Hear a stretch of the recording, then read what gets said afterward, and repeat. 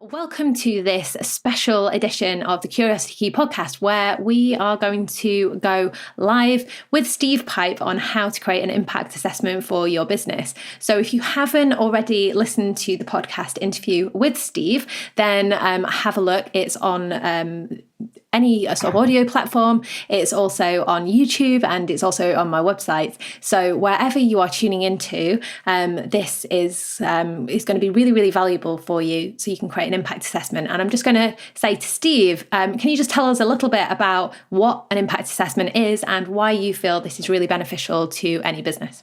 Yeah, I'm going to use slightly different language, but we're talking about exactly the same thing. I'm an accountant by background. I'm 58 years old, based here in the UK. I fundamentally believe that businesses should measure the things that matter, and that accountants should help businesses, their clients, measure the things that matter, so that we can make better, more informed decisions and consequently get better results, build better businesses, create better lives, and ultimately that flows through into a better world. Traditionally, accountants have focused on have encouraged businesses to focus on a relatively narrow set of numbers: profit, cash flow, tax, balance sheet, assets and liabilities, and so on. And those things have their use, but I think it's really, really important that we broaden the scope of measurement. And the one area in particular I'm keen to just explore together is broadening the scope of what we measure into the area of the impact that we have as a business on the world, and specifically the impact that we have towards UN Global Goals. You can see on the wall behind me over there, I have a poster with the UN Global Goals. I always have them right on my desk right next to me. Back in September 2015, every civilized country in the world signed up to this idea that there are 17 fundamental challenges that as human beings that we need to tackle: climate change and poverty and extreme hunger and equality and so on and so forth. There are 17 of these really detailed goals bought into by every single civilized country. Well, I think basically apart from North Korea, read into that what you wish. But at the time, it was recognized that governments can't do that alone, and that there was a key role for businesses to step up, to step into that space, and to make their contribution as well. And a key to that is starting to measure the impact that we have around those UN Global Goals. Now, there are some very complicated and very expensive ways of doing that. What I want to share with you, with your audience, is a really simple and very inexpensive way of doing that, which is transformational in terms of the motivation of a business internally, and the story that business, any business, your business, my business, every accounting firm, every one of their clients, the story that they're able to tell in the marketplace about the difference that they make. So I believe passionately that it is a key part of the accounting profession's responsibility now, as we get to the end of 2019 and move into 2020 and beyond, that our responsibilities need to evolve. The reporting that we help our clients introduce needs to move away from merely being financial into impact driven. And I believe that every business in the world should have an impact scorecard. And to illustrate one of those, I thought it might be useful if I showed you mine. I'm not saying in any sense mine is perfect, but it's a great opportunity to see one and hopefully take some insight from that, maybe some inspiration from that, and start creating our own. And in fact, you could replicate mine in about 5 minutes, structurally, and in terms of the data that it showcases. So it's a very easy starting point. So with your permission, I will share my screen. And hopefully you can now see my screen. This is my website, and you will notice that this very second tab on my website is called Impact, because this is the tab that has my impact statement on it. So I'm actually on that page already, as it turned out. Ignore the bit at the top, that's just a picture of me being silly. So I have at the top of my impact statement, firstly, the impact that my business has had on my clients over the years. And I've used an impact sheet, you can see it on the right-hand side of the page there, to capture stories from many of the accountants, many of their clients that I've worked with. What sort of impact has our work had on your bank account, on your life, on the world, and on how you feel? And I've got a running total of 73 million as estimated by the people that have filled in these forms, accountants and their clients, and they say that money will help them do things like pay off their mortgage and pay for great holidays and retire early and follow their dreams. And they've used words like, this has made me feel amazing, thrilled and proud. That bit at the top is specific to my business, although many accountants are starting to do that too. So we can ignore that because that's not relevant to everybody, although that is useful to some of us. It's really the rest of the impact statement, which starts here, the impact scorecard that starts here, that I would encourage every business in the world to create their version of. This is just my version. This is my example. This is my illustration. But any business can take this idea and use it to create their own. So my impact statement starts here and says, well, as a business, we've created 17 million smiles around the world, which is an extraordinary claim. We obviously need to explain what the hell that means. But just imagine if that were true. It is, by the way. But just imagine if your business were able to say, we've created 17 million smiles. That's an extraordinary headline. That's an extraordinary starting point for telling the story in the marketplace and to our team about what our business is here to do and what it's already achieved. And so I created that headline, and then there's a little video here, which is me explaining an overview, sitting in this exact chair that I'm sitting in now. But I didn't have the UN Global Goals on the wall back there. You can see I've got a map of the world as it happens. I've replaced that with the Global Goals behind me now, long overdue replacement. So there's a little video that sort of puts this into context, but it doesn't really say anything more than I'm saying to you. So I'm not going to play the video now. Anybody can visit this on my site, watch the video, and it will make sense. By the way, it also says that thanks to you that the 17 million has just gone up by one, because just because you're on this web page today, a child in Malawi will be fed for a day on your behalf, but at my expense. So what I do is at the end of every month, I look at the number of page views I've had, and I give 1 day of food to a child in Malawi for every page view. So that's part of my system. And the little video explains how that all hangs together as part of it. So we've got this overview video. You don't have to have a video. You could just have a few words, or you could just jump down to the bit that I'm about to show you next. But it's useful to have a scene setting element, because this is a scorecard that we're sharing with the world, telling the story of what our business does and why it does it and how it does it, and the difference that those things have made. So my 17 million smiles, in fact, anybody, whatever your equivalent of the 17 million smiles, that comes from has two components. It's a direct and an indirect component. The direct component are the number of smiles that I can quantifiably, demonstrably, as an accountant, point to, audit if I need to, that my business has created. And here's that direct figure. So I know for an absolute fact that my little business, which is basically me sitting in this room here in Leeds, selling some books in the past and selling some training and running some webinars and running seminars and so on, my little business has created 5,646,050 smiles around the world. And what it means by smile is these impacts. You can see them scrolling through 308,000 days of support to farmers in Cambodia, 47,000 days of reading materials to girls in Cambodia, also 22,630 days of water, where that's in India, I think. So you can see scrolling through the screen the components of my 5.6 million impacts. Now, by the way, this is not, and what we're measuring here is not the spend. I have not spent 5.6 million pounds or 5.6 million dollars. That would have bankrupted me if I even remotely tried to. This is me as a little business building in over a 12-year period. These are the 12-year running totals into everything that we do.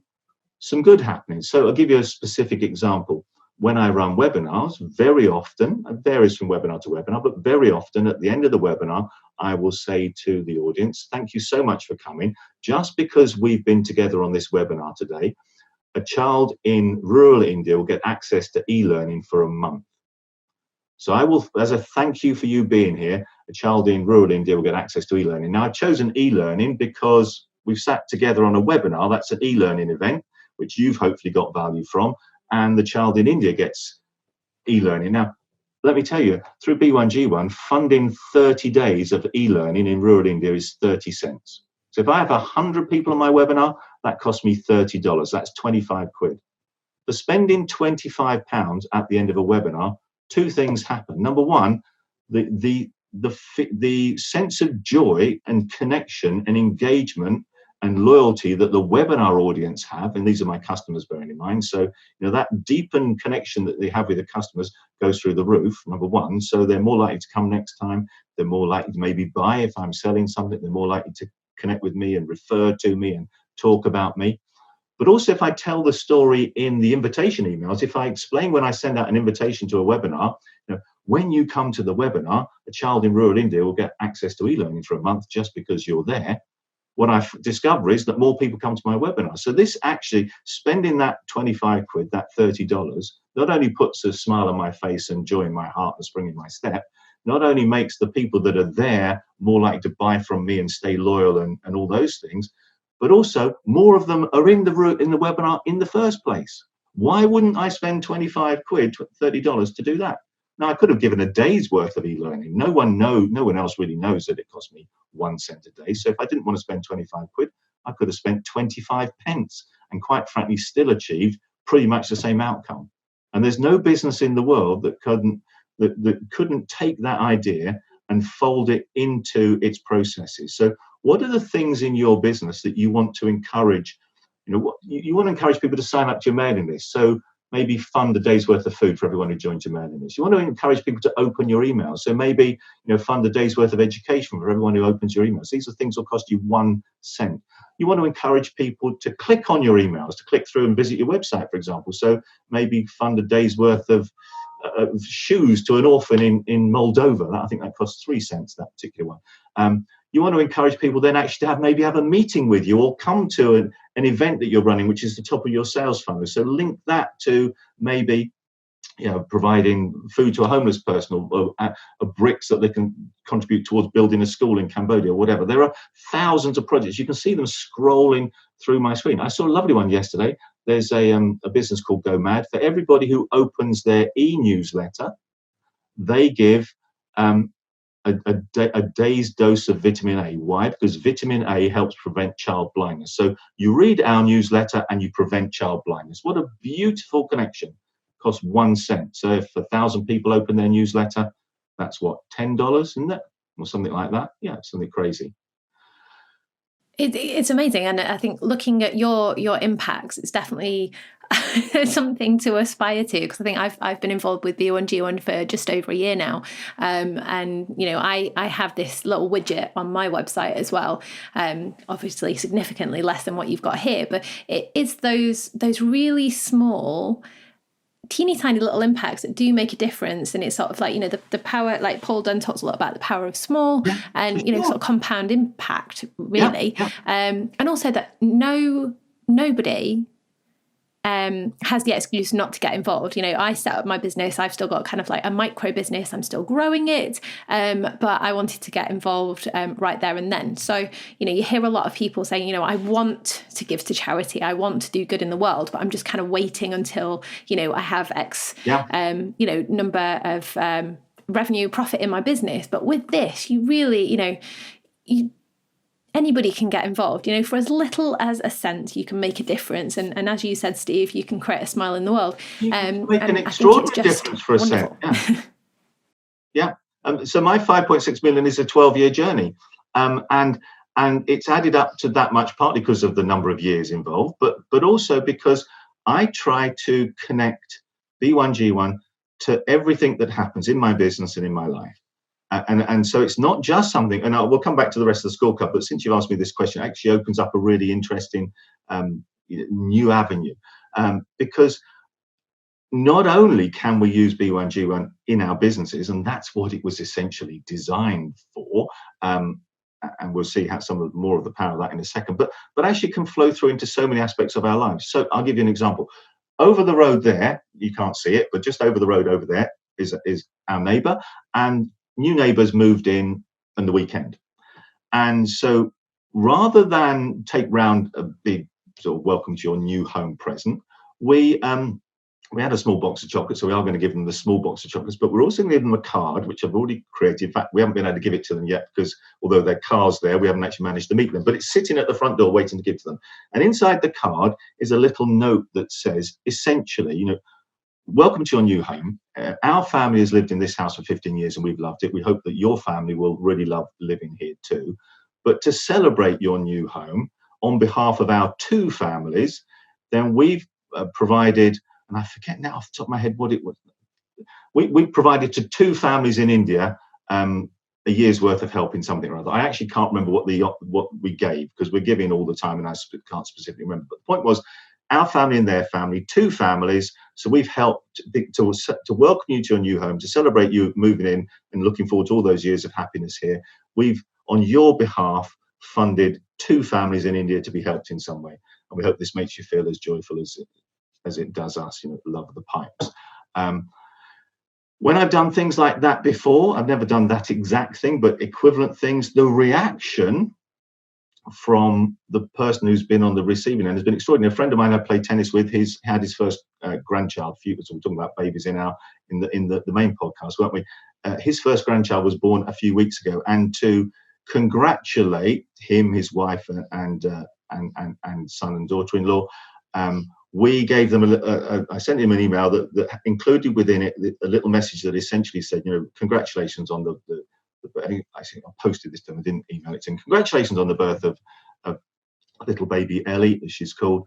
To celebrate her, we gather that the childbirth was safe and everybody's well, which is fantastic. And in fact, you can see on the screen there, we've given 12 women in Kenya childbirth assistance. That was the exact project, coincidentally, that I supported. So because their baby had been born safely in hospital here in the UK, but obviously in other parts of the world, not all mums have that same facility to give birth safely. So to share the joy and make sure that someone else was also able to have their baby safely, we funded medical care for a pregnant mum to give birth safely in Kenya. And the email just went on to explain, the card went on to explain a little bit more about that. They were absolutely blown away. The impact that little gift had was way more than yet another bunch of flowers given to the young mum, or yet another box of chocolates, because it really meant something. It really mattered. It gave that joy and smile and feeling in the heart that our little Ellie's had a great start in life, but now, thanks to little Ellie, so has another little baby somewhere else in the world that we'll never meet. So you can actually fold the B1G1 stuff not only into every aspect of your business, but into every aspect of your life. We could talk about that another time, but let's come back to the impact scorecard, because we've only got to the first of a few sections. By the way, just for the benefit of people that don't know where you and I have got this exact thing on you've got the equivalent on your website, Charlie, and here's mine on mine. B1G1 makes it remarkably easy. I've just toggled across now to the B1G1 website. I'm logged in as a member. It keeps the score for me as and when I give it, keeps the score. And it's embarrassingly simple. There's two things you need to do. You click here, which says get the embed code. You click there, which says copy. You go back to your website and you paste it into the HTML page. That's it. When you do that, your website, your impact scorecard contains your version of what's on the screen there. It's remarkably simple. It's remarkably powerful. It's remarkably easy. So getting this data, and it's maintained in real time. So if I think that's the thing. It just makes it super, super simple. It's like not. Yeah. That was always something that blew me away, is that you're not really doing it just to sort of like market it and showcase, and you kind of want to, because you want other people to get involved as well, but it makes it super simple, and it's quite nice because I'm very visual, so I just think it looks good, and it really showcases the difference that you are making. Just imagine if every business in the world had this thinking, this mindset, and then was telling the story of the impact that it has in this kind of way. Just imagine that 5 million is not necessarily enough, but let's say every business in the world ended up creating 50,000 impacts over a 12-year period.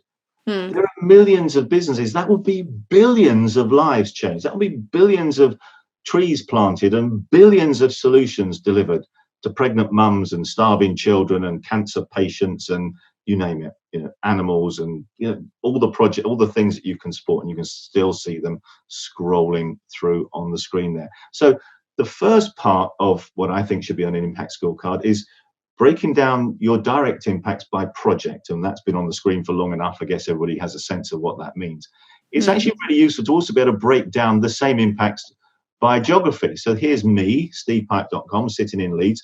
And these are all the places, all the projects, all the places in the world that those things we saw up there, all the places where they've landed, all the countries, all the projects that have been impacted. So it's an alternative way of visualizing and showcasing the same thing. We genuinely have created smiles around the world because there's the proof. There's our reach out around the world. And any business can have exactly the same reach and can have exactly the same data visual on its website. Remarkably easy.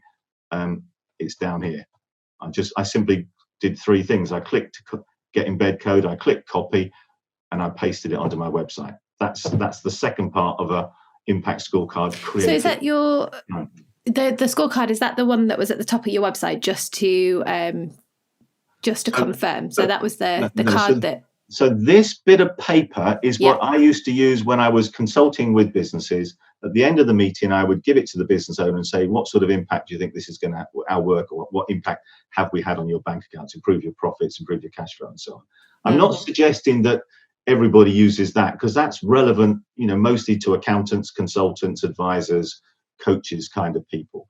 If you're a retailer or a manufacturer, that sheet is probably not relevant. However, this bit from here on down is relevant to every business in the world. Yeah. Every business in the world can connect its sales and lead generation and newsletter readership and on-time payments to making good happen in the world. Every business in the world can showcase those on its scorecard directly by project, by location. And then for me, the most beautiful one of all is this one, which is showcasing those same impacts, but according to the UN Global Goals, the 17 things that every civilized country in the world said we have to do something about. Well, I can see, and I can show you and show anybody else the impact that I've had against each of those global goals. Now, this is not in any way, shape, or form, you're not interested in the impact I've had, and that's not where I'm showing it to. I'm showing it to you because you, i.e. your readership, can have exactly the same data, exactly the same analysis with your numbers on your website. So every business in the world can show the world the difference they're making to the world. It's another good way of transforming a very dull office. If you want to, instead of putting artwork on your walls, imagine the impact that you can make on people visiting your office or your place of work if you're directly showcasing the impact that you're making in the world. I just think it's absolutely remarkable. This is if you have a business where people visit you. Here's my top tip. Particularly if people visit you, I don't mean a retail environment, but if you're a consultant advisor, if they come in to buy something or to ask for your advice, or part of the service delivery is in a space, an office or environment, I would put up on the wall a nice poster or image of the UN Global Goals. And I would have decided, if I was you, I would have sat down beforehand, and B1G makes this remarkably easy. Let me just show you. I would have gone here, and B1G allows you to find projects in the advanced search facility for whichever UN Global Goal you choose. So starting with UN Global Goal 1, which is eradicating poverty, doing a search and sorting them according, let's say, low-cost projects, we can start doing something about eradicating poverty from 1 cent. There's that e-learning that I talked about. 1 cent is how we can provide e-learning rural village. We can prevent child blindness. I talked about that one, the newsletter where they gave vitamin A supplements to prevent child blindness. There's 1, 2, 3, for a tiny amount of money, small amounts of money, we can start doing something to address UN Global Goal number 1 on poverty. And we could search in the same way for all the other UN Global Goals. So what I'm then suggesting is that you sit down, and for each of the UN Global Goals, you pick a project that you're happy to support. So Global Goal 1 might be eradicating poverty by providing seeds to feed a child in India. You can do that for 1 cent a day or $1.85 a year. That will buy enough seeds that when they're planted will grow into enough food to feed a child for a year for $1.85.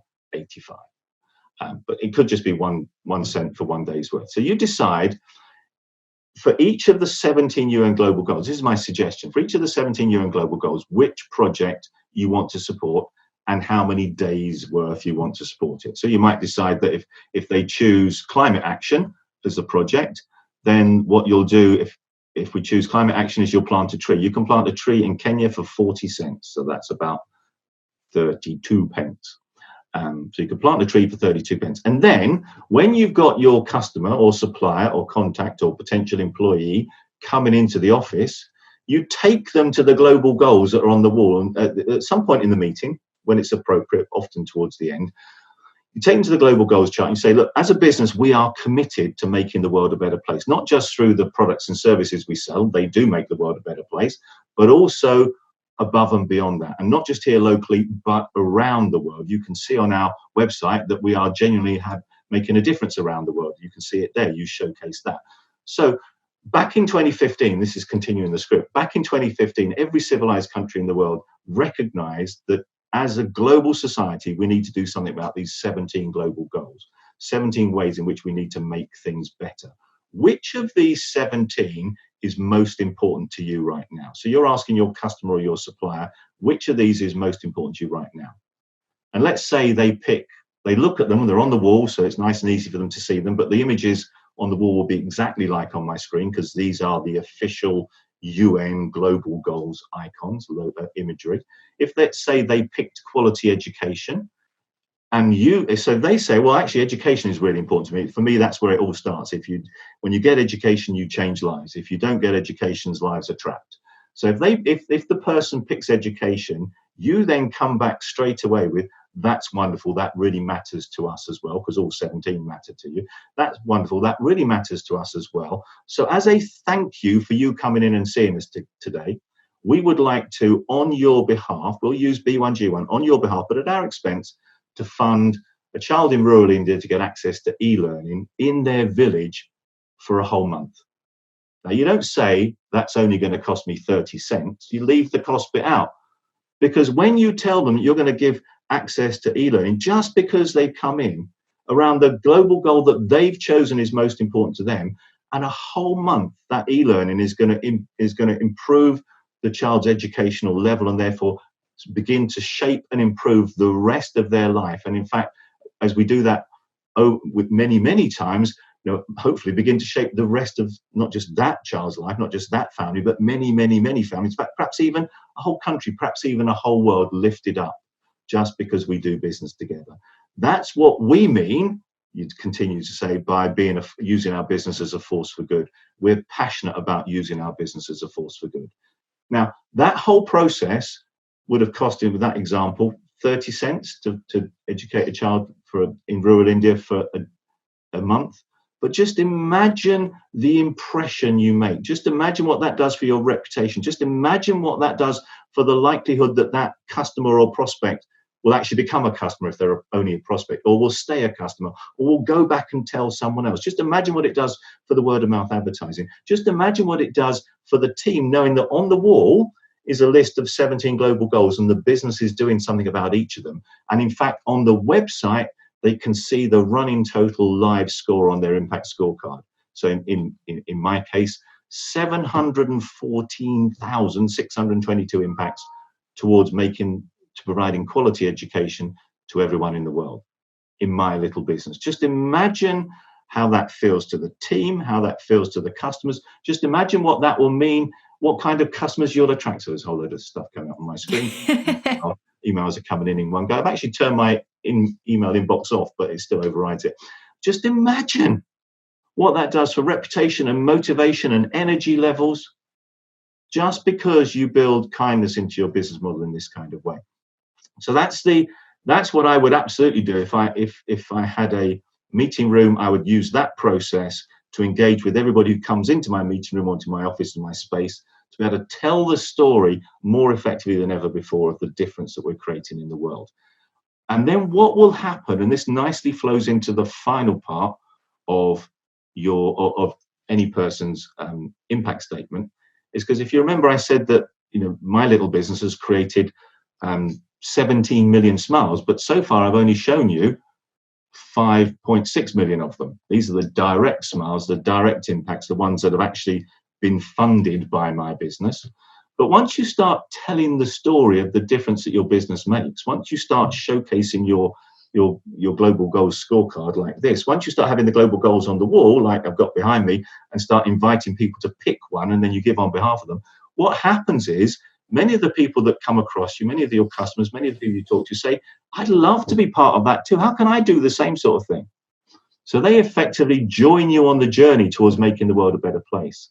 And what B1G1 does there, which is genius, is it keeps track of, not in financial terms, but in terms of their impact. So down here, scroll through to this, B1G1 keeps in real time this total for me, which is the number, and it will do exactly the same for you, Charlie. It will do exactly the same for anybody else that uses it.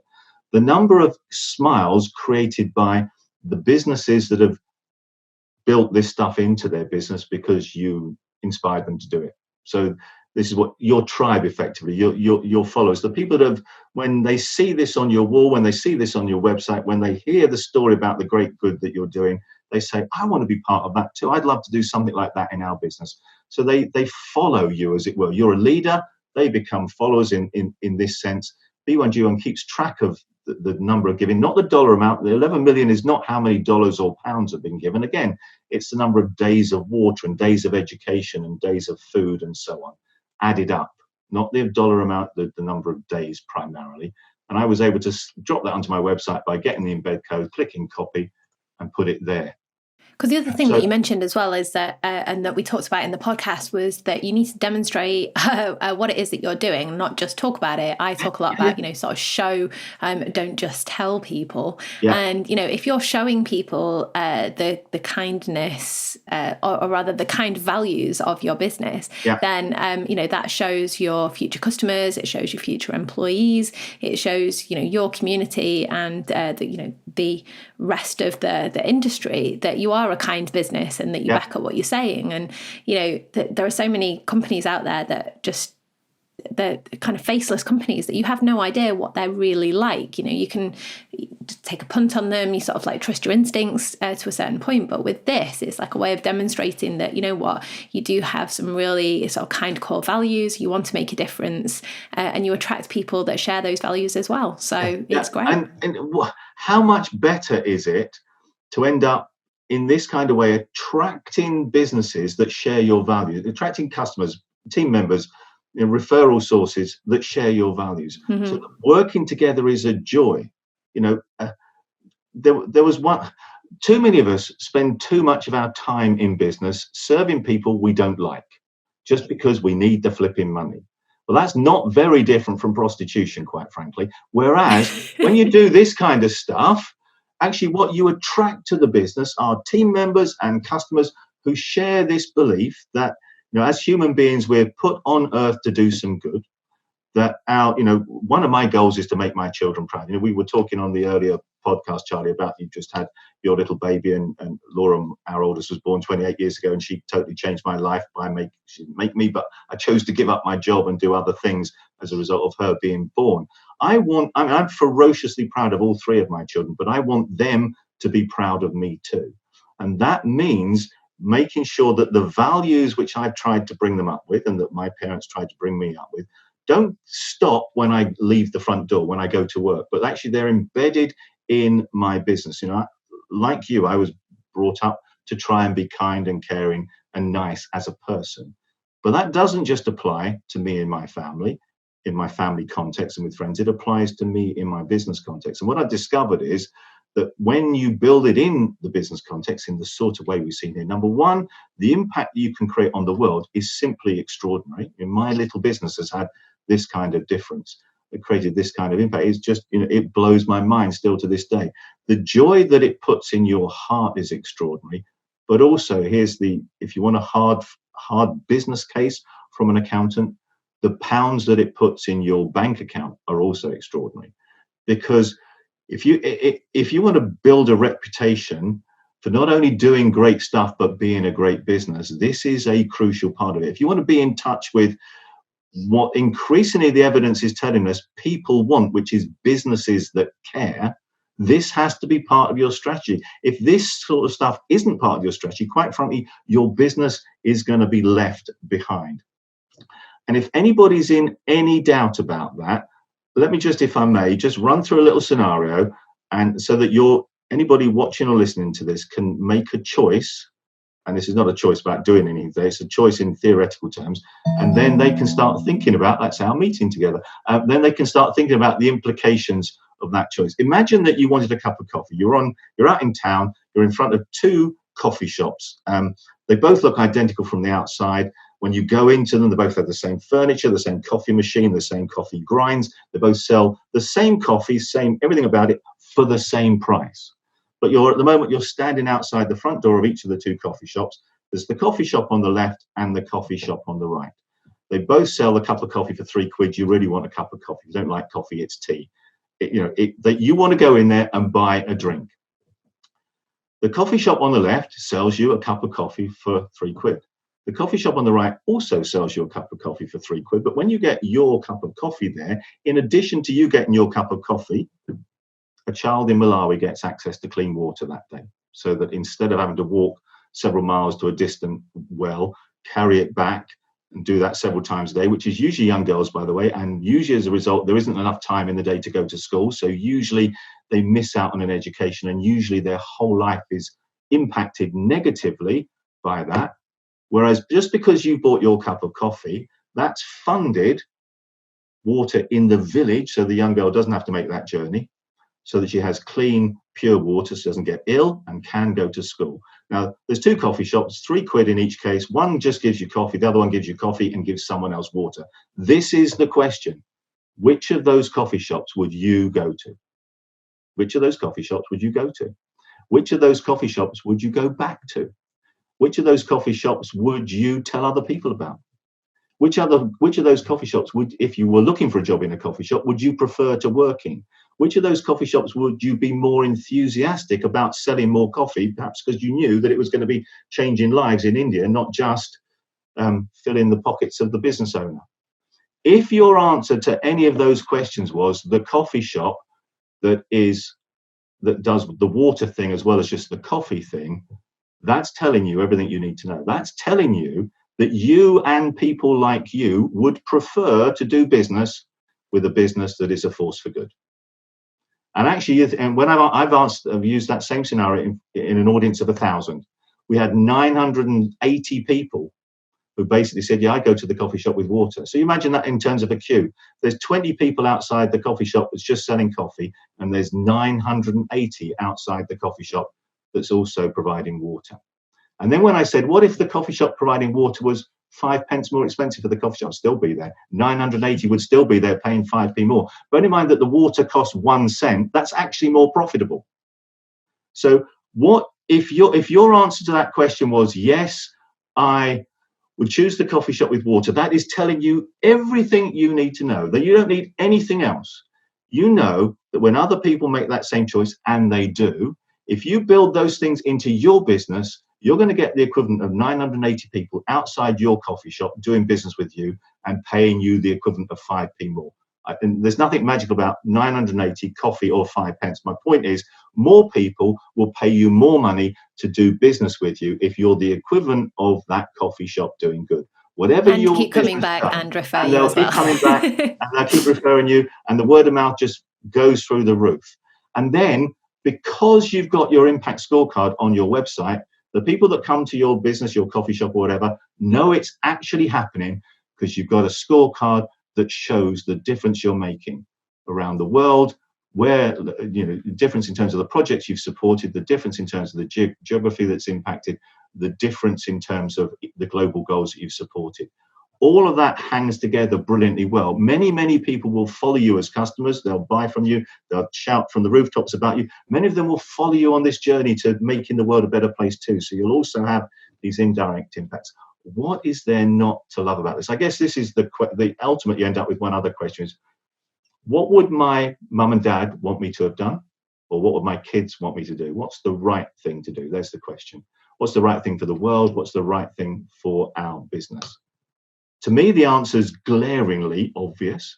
As a hard-nosed accountant, the right thing to do is the thing that makes my business more successful. This would do it.